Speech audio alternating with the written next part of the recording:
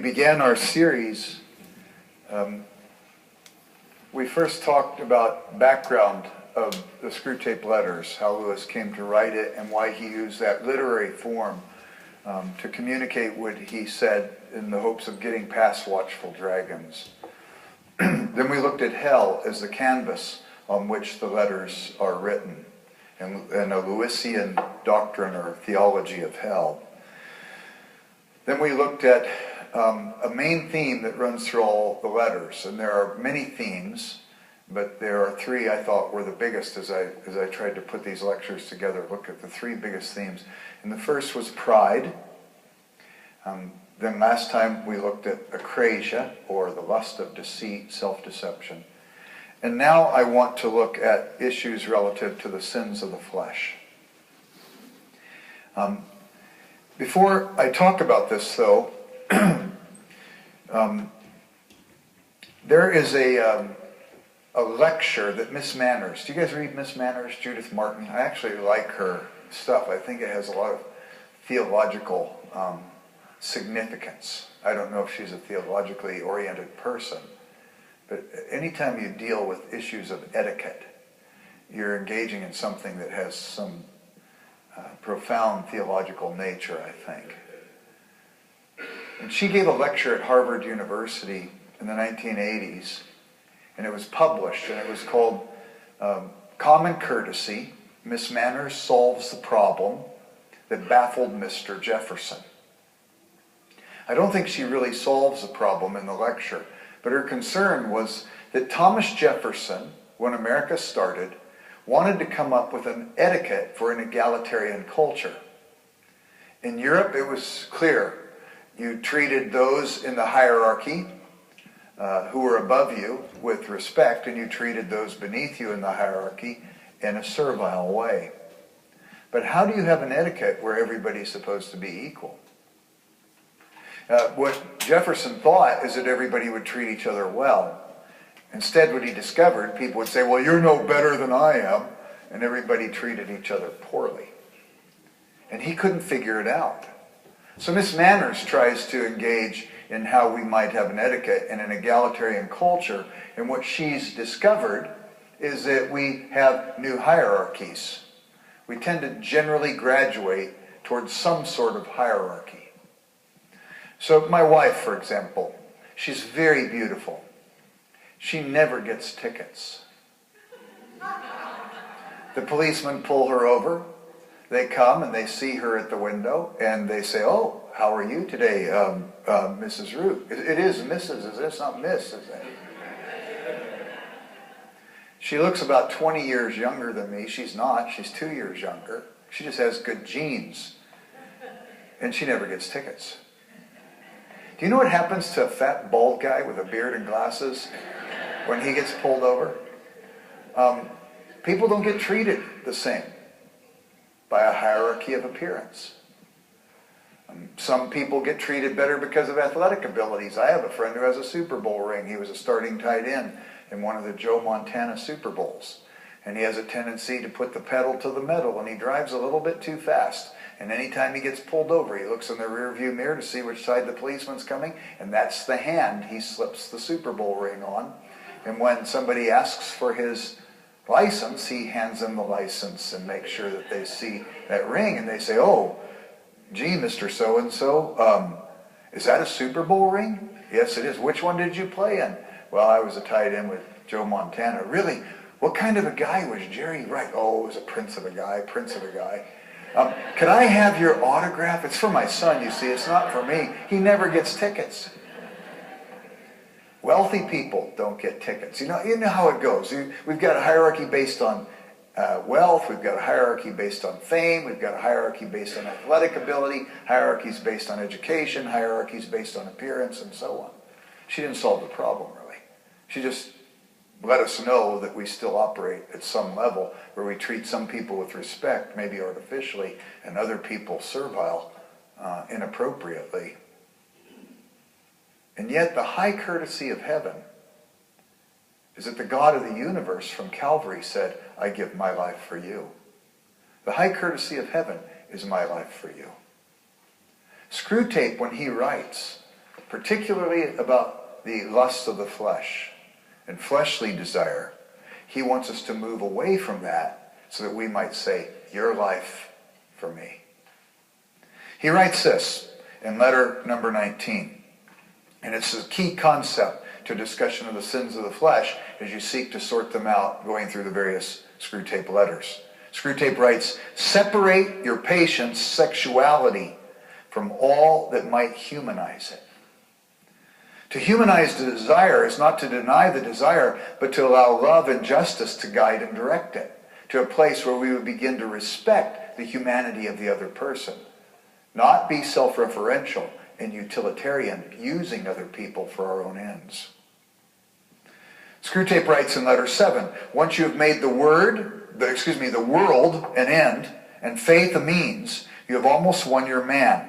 And it makes very little difference what kind of worldly end he is pursuing.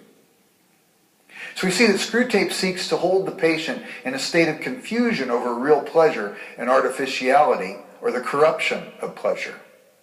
In letter 9, Screwtape writes, we're informed that the devil cannot produce pleasures. Screwtape says all we can do is to encourage the humans to take pleasures which our enemy has produced at times, or in ways, or in degrees he has forbidden.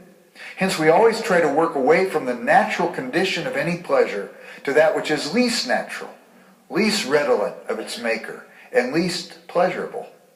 An ever-increasing craving for an ever-diminishing pleasure is the formula.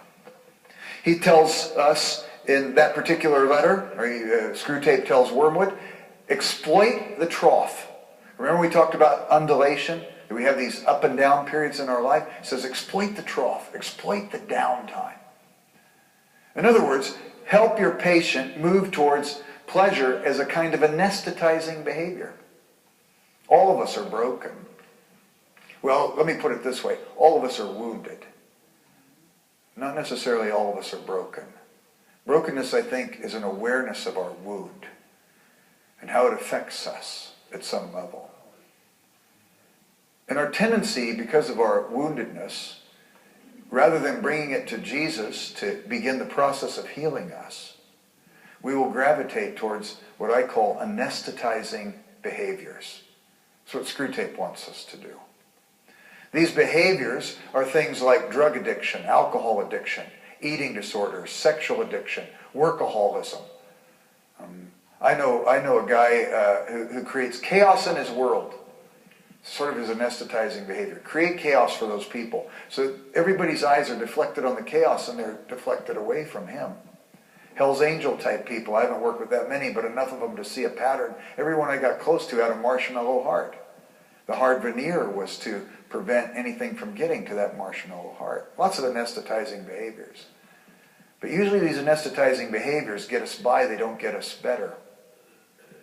And usually as time comes, we pick up some convictions along the way, and the anesthetizing behaviors that got us by from our youth, these anesthetizing behaviors begin to operate in contrast to our convictions. They put us in the middle of Romans 7. The very thing I desire to do, I don't do, and the thing I find myself doing is not something I want to do. Who will set me free from these things? Paul says Christ will. How would that be? Why is it that we keep going back to these things even though they're contrary to our convictions? And I would like to suggest to you, our wounds are deeper than our convictions. Our wounds are deeper than our convictions. And if we're not finding the grace of God healing us in the places of our life, especially in the trough period, we become particularly susceptible to the sins of the flesh. And Screwtape has his way on us. Screwtape says, set him to work on the desperate design of recovering his old feelings by sheer willpower, and the game is ours. In The Pilgrim's Regress, the first book Lewis wrote that was explicitly Christian after he became a Christian, it was an allegorical, the only allegory Lewis wrote actually, but it was almost an autobiographical allegory. And John, this particular character who's the main pilgrim, he sees a vision of an island and it awakens in him a sense of desire. And he goes on this quest to try and find the island. And while he's on the quest, he begins to tether his heart's longing to objects that ultimately can't fulfill. He goes through what C.S. Lewis called the dialectic of desire. Tethers his heart to this thing, he's disappointed. Untethers to this thing, is disappointed. Untethers to this thing. And as C.S. Lewis said in Mere Christianity, if I find in my heart a desire that nothing in this earth can satisfy, it doesn't mean this world's a crock. It may mean that these things were only given to awaken desire, but never given to satisfy the desire. And maybe the desire is going to find in something that transcends this world. It's very interesting. But John tries to make these old feelings and desires that he has, he tries to make them work and attaches them to this brown girl. I think the reason why Lewis uses what we would call a brown girl is he's picking up on the kinds of things that Rousseau and Voltaire wrote about, particularly Rousseau in the Social Contract, where he says fairly early on in that work that man is born free, but everywhere we find him in chains. For him, the chains were social custom, civil law, canon law, church expectation. If we could get away from the church and get away from the encumbrances of the church, we would be truly free. We could live by instinct. And so they believed that there were cultures out there that if we could find a free culture unadulterated by Western values or the church, we would be able to live these licentious lives and everything would be fine. Now Rousseau in his autobiography said that he lived in a life of impulse. Lewis talks about why this life is not a good life in the second chapter of The Abolition of Man. But he tried to live this life, and by his own admission, he had 5 illegitimate children living that kind of life. And by his own admission, he left them with foundling homes in France at that time, were run mostly by the Catholic Church. He wanted other people to come along behind him and pick up the pieces of the broken lives that he was leaving in his wake, as he was self-referential and utilitarian. So they had this projected view that if we could get to Polynesia, for example, we would find these unadulterated cultures and we would find the free love that we're looking for. And so this brown girl kind of represents this idealized vision of licentiousness and free love. And all of a sudden, John has to discover in his own unrestrained expression of desire, he has to discover the destruction that he has caused. And consequently, in the moment he exercises his licentiousness, he has separated his sexuality from all that might humanize it, which is to see this other person as a person who has value in his or her own right, you see. In Dahmer, a book that Lewis wrote before he was a Christian, and again, I would encourage you to read that book. It's a narrative poem. It's about 100 pages long. I think it's one of his best books. Most people don't write it. It's a book he wrote before he was a Christian, but you can see almost all of his Christian ideas in seed in that book. In seed in the kinds of questions and questing he's engaged in, even though he will eventually find Christ as the answer to these questions. But Dahmer is in one adventure in this particular book, he ends up in the home of a magician. And the magician is a very Screwtape-like character. Almost, we could say, maybe a precursor to Screwtape in one of Lewis's earliest books. And